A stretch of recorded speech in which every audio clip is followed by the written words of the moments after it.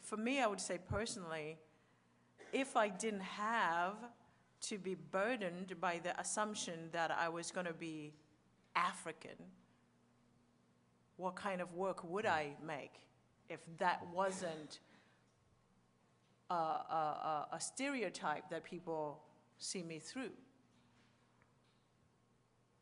You know, so trying to sort of relieve myself of even that, because also I am African, of course, but what does that mean? You know, does that mean I have to stay loyal to an aesthetic that is thought of as African, and who thinks it as African?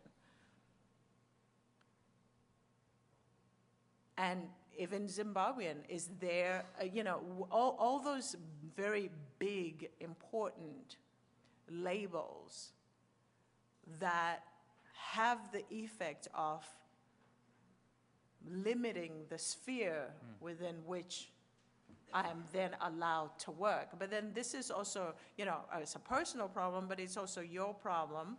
It's also, you know, everybody's problem. And for me, it's this idea of, because I'm doing it right now, you know, I grew up with this code switching. So whenever I had to talk in front of white people, I talked a certain way. When I talked at home, I talked a whole nother way. Or in my community.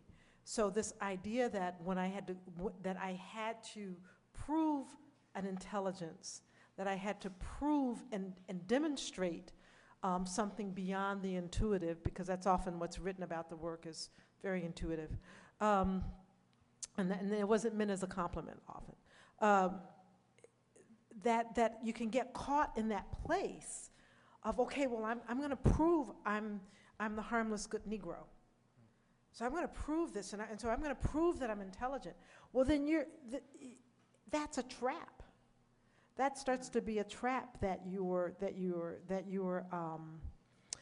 limits and puts a ceiling on the imagination.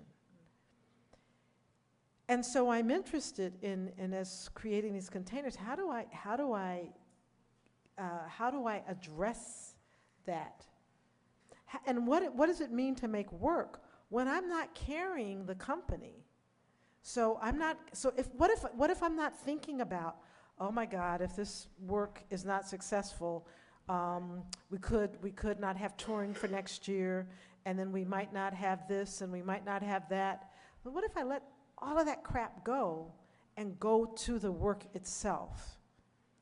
How do I get myself into that space as a creator?